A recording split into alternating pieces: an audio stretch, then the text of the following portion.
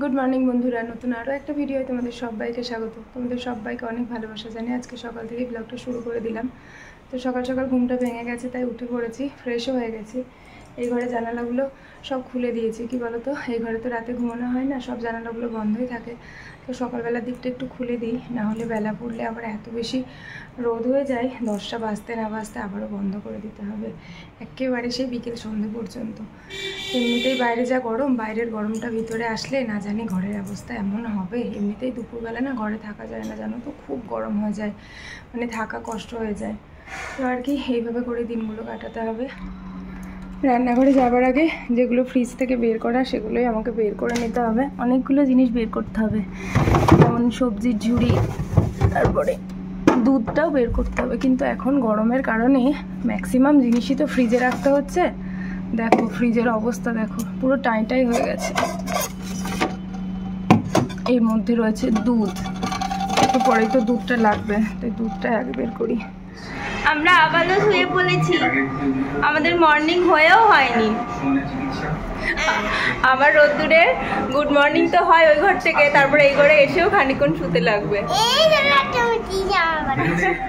শুয়ে থাকলে হবে, শুধু না ব্রাশ না, ব্রাশ না, না না প্লিজ প্লিজ, না না না না না না, চলো উঠে পড়ো, উঠে পড়ো, উঠে উঠে ব্রাশ করো। না শুয়ে শুয়ে ব্রাশ করো না, ওঠো ওঠো মাগো, ওঠো ওঠো ওঠো ওঠো ওঠো ওঠো ওঠো। রান্নাবান্নার কাজও আমি শুরু করে দিয়েছি, ছেলে উঠে পড়েছে এর মধ্যে। এ দেখো ভাত বসিয়ে দিয়েছি, ভাত অনেকটাই হয়ে গেছে। আর এখানে হচ্ছে লাউ দিয়ে মুগের ডাল সেদ্ধ, যেটা এখন প্রায় দিনই হচ্ছে, ঝিঙে লাউ দিয়ে ডাল। আজকে মুগের ডাল করছি, তো ডালটাও সেদ্ধ আর হয়ে গেছে। আজকে অনেক দিন পর একটুখানি পাবদা মাছটা ঝাল ঝাল করে রান্না করছি। ঝাল ঝাল বলতে ওই সর্ষে বাটা দিয়ে। এই দেখো সমস্ত মশলাপাতি দিয়ে একটুখানি টক দইও দিয়েছিলাম, কি সুন্দর তেল ছেড়ে গেছে দেখো। কিন্তু এই গরমে সর্ষে বাটা একেবারে থকথকা করে তো খেলে হবে না, সেই কারণে দেখো বেটে অনেকটা জল দিয়ে দিলাম। এবার এই ছাঁকনির সাহায্যে ছেঁকে শুধু জলটা দেবো। এই দেখো, তোমরা কিন্তু এইভাবে খেতে পারো, তাহলে কিন্তু সর্ষে বাটাও খাওয়া হলো, আবার গ্যাস অম্বলের সমস্যাটাও থাকবে না। অল্প একটুখানি কালো সর্ষে আর অল্প একটুখানি সাদা সর্ষে বেটে নিয়েছি। গ্যাস তো এটাতেই হয়, কিন্তু এটা ফেলে দিলে সেরকম আর কিছু হয় না। মাছটা দিয়ে খানিকক্ষণ ফুটিয়ে নিলাম। এবার একটুখানি কাঁচা লঙ্কা ভেঙে দিয়ে দিলাম। আর গরম তো, তাই খুব একটা বেশি কাঁচা তেল দেবো না, জাস্ট একটু গন্ধের জন্য। এই দেখো অল্প একটুখানি কাঁচা তেল দিয়ে দিলাম। ব্যাস আর 2-1 মিনিট ফোটালেই রান্না আমার হয়ে যাবে। আর পাবদা মাছ নিয়ে বেশি নাড়াচাড়া করতে গেলেই ভেঙে যাবে।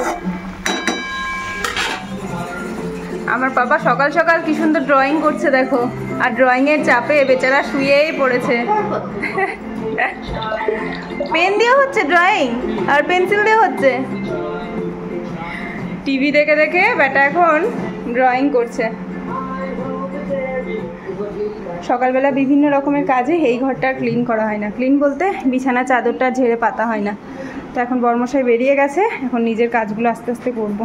এই দেখো খেলনাগুলো সব কোনায় কোনায় খেলনা পড়ে থাকবে। আর ভাবছি আজকে এই চাদরটা তুলেই দেব, নতুন করে একটা পরিষ্কার চাদর পেতে দেবো।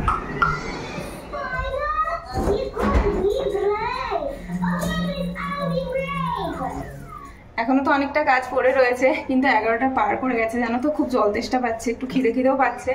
এখন ভাবছি একটু কিছু খেয়ে নেবো, তারপর অনেক কাজ, সেই কাজগুলোই হাত দেবো। আর রান্নাঘরটার বেহাল অবস্থা, এই সময় এই অবস্থায় থাকে। যতক্ষণ না পর্যন্ত সব গুটিয়ে ঠিকঠাক করতে পারছি ততক্ষণ তো এরকমটাই থাকবে। আর সকালবেলাটা এত চাপ হয়ে যায় না, ওই যে সব কিছু একেবারে পরিপাটি করে কাজ করা সম্ভব হয় না।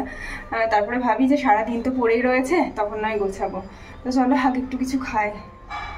খাবার খাওয়ার আগে জলের তেষ্টাটাই আগে মেটাই। আর শুধু জল না খেতে না ইচ্ছে করছে না, জল তো এমনিতেই গরম হয়ে যাচ্ছে, তার উপরে আবার শুধু জল হাফ গ্লাসও খেতে ইচ্ছে করছে না। তাই বারবার করে নয় মিষ্টির জল নয় গ্লুকন্ডি এগুলোই খাচ্ছি।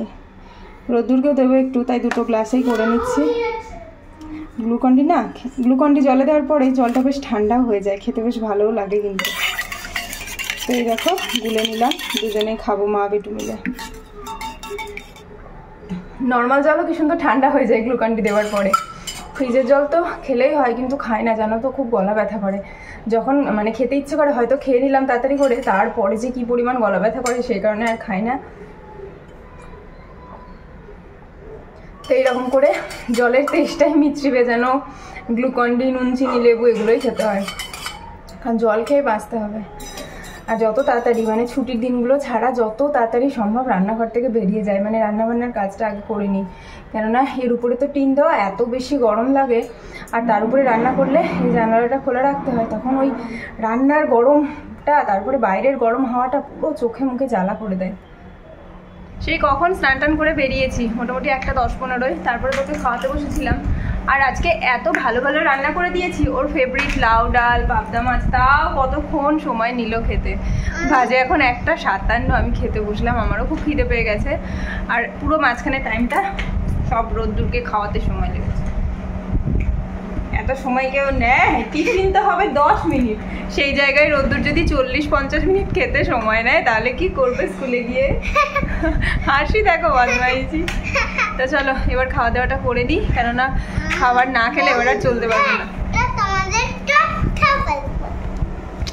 কি কথা বলবে বলো?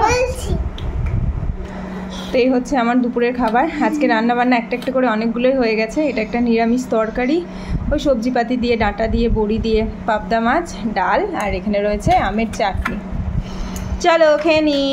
এই তরকারিটা না খেতে সেরা লাগে, কি বলো তো, পেঁয়াজ রসুন তো কিছু দিই না, একটুখানি আদা বাটা আর অনেকটা টমেটো, আর তার সাথে সবজিপাতি, বিশেষ করে ঝিঙেটা দিলে বেশি ভালো লাগে খেতে, ঝিঙে দিয়েওছি।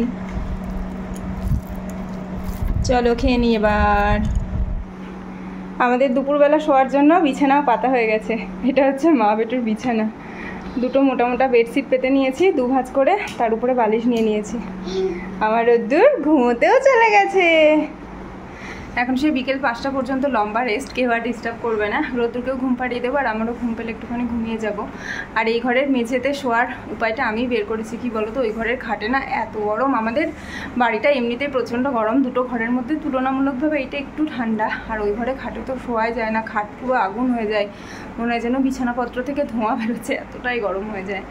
আর ছাদে তো সারা দিন একেবারে সেই সকাল থেকে বিকেল পর্যন্ত সূর্যের তাপটা পড়ে, প্রচণ্ড গরম। আর একতলা উপরে ঘরও নেই, তো সব মিলিয়ে প্রচণ্ড গরম। এই ঘরে তবুও বা শোয়া যায় একটুখানি, আর ওই ঘরে সারাদিনে সেরকম কোনো কাজ না থাকলে আমরা তো যাই না। রোদ্দুরও সারাদিন এই ঘরে খেলা করে, আর আমারও কাজকর্ম বেশিরভাগ খাওয়া দাওয়া সব কিছু এই ঘরেই করি। তো এখন একটুখানি শোবো, রোদ্দুরকেও ঘুম পাড়াবো, আর আমার যতটুকু ঘুম হবে ততটুকু ঘুমাবো। এই ঘরে একটা চৌকি আছে, এই দেখো, কিন্তু চৌকিটা তো খুব ছোট, মানে একদম কর্নারে যদি শুই, এই ধারে তো রোদ্দুরকে নেওয়া যাবে না, আর ওই দিকে নিলে রোদ্দুর একটুও ফ্যানের হাওয়া পাবে না। ফ্যানটা তো রয়েছে একেবারে মাঝখানে, আর মাঝখানের হাওয়াটা মেঝেতেই পড়ে।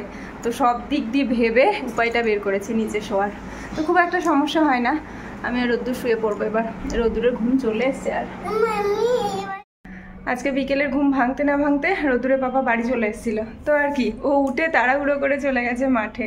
ওই ঘুম থেকে উঠলো, উঠে আমি একটুখানি জল টল খাইয়ে দিয়ে চুল টুল আঁচড়ে দিয়েছি, সে কখন গেছে। তো আমি এখন ঘরের মধ্যে শুধু পায়চারি করছি, অনেকগুলো কাজ রয়েছে, কিন্তু ওই যে আমার কথা বলার সঙ্গী, আমার চেঁচামেচির সঙ্গী, আমার একটুখানি ভালো সময় কাটানোর সঙ্গী একমাত্র তো রোদ্দুর। এবার ও যদি একটুখানি বেশিক্ষণ বাড়ির বাইরে থাকে, আমার জানি কেমন একটা ফাঁকা ফাঁকা লাগে, সত্যিই ভালো লাগে না। ওই দেখো চেয়ারের মধ্যে কতগুলো জামা কাপড় রয়েছে, ওগুলো ভাঁজ করতে হবে।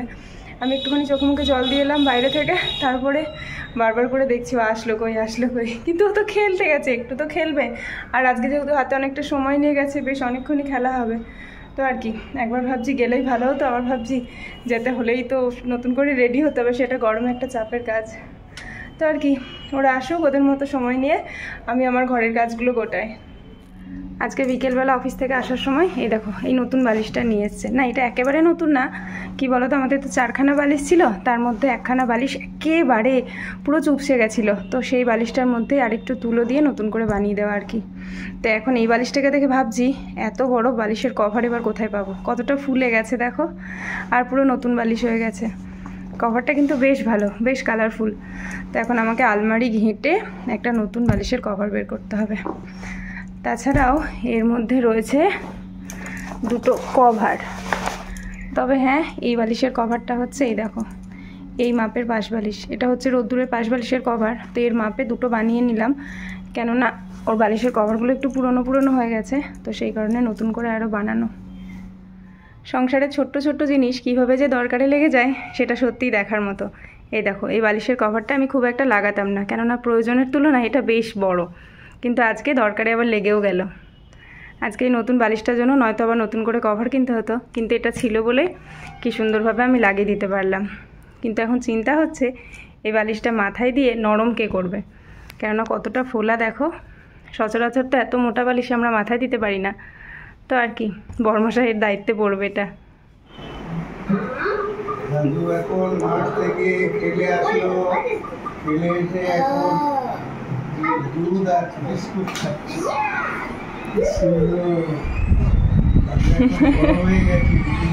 একা একা এখন খেতে পারি। হ্যাঁ, দাদু দুধ বিস্কুট খেয়ে এসছে। আবার আজকে আমার জন্য কি কিনে এনেছো তুমি বাজার থেকে? হ্যাঁ, কি কি এনেছো?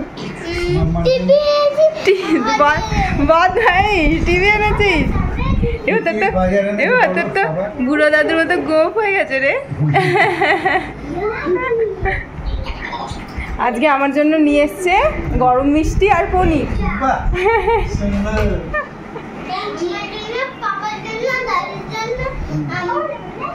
ও সবার জন্য?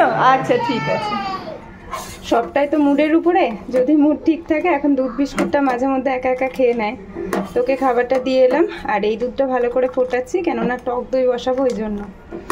দই বসানোর আগে তো দুধ ভালো করে ফুটিয়ে নিতে হয়, সেটাই করছি।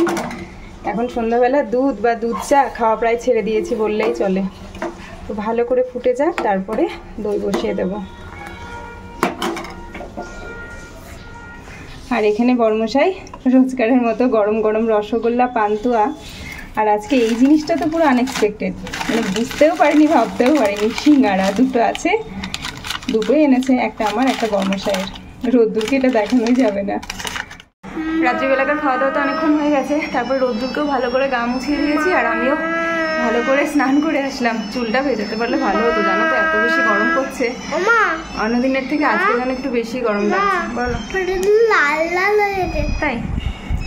আর রোদ্দুর আজকে নতুন যে গেঞ্জিগুলো কিনে এনেছিলাম তার মধ্যে থেকে একটা পরিয়ে দিয়েছে, এই দেখো। হ্যাঁ, এই গেঞ্জিগুলো সব রোদ্দুর পছন্দ করেছে না? এই গেঞ্জিগুলো বললে রোদ্দুর বেবি হয়ে যাবো, বেবি হয়ে গেছে। আজকে না খুব গরম লাগছিল। সন্ধ্যাবেলায় সিঙ্গারাটা ভাবছিলাম যে কেন খেলাম, খাওয়ার পরে এত বেশি অস্বস্তি করছিল। তো রাতের বেলা খাওয়ারটা খেতে ইচ্ছে করছিল না, তো একেবারে একটুখানি ডাল আর আলু ভাজা খেয়েছি। নাহলে মাঝরাতে আবার কি দেবে বলো। এখন গাটা ধুয়ে এসে এই ঘরে বসে রয়েছে। এখন মশারির মধ্যে ঢুকলেই তো সেই গরম লাগবে, কেননা মশারির মধ্যে তো একটুকু ফ্যানের হাওয়া ঢোকে না। তো আজকে রাতটা কি করে যাবে সেটাই ভাবছি। দিনের থেকেও মনে হচ্ছে রাতে একটু বেশি গরম। খুব অস্বস্তি লাগছে। তো চলো বন্ধুরা, আজকে ভিডিওটা এই অবধি রাখছি। সবাই ভালো থেকো, সুস্থ থেকো। দেখা হবে নতুন আর একটা ভিডিও। আচ্ছা বলো। তোমরা সবাই ভালো থেকো, সুস্থ থেকো। দেখা হবে আবারও নতুন একটা ভিডিও। টাটা।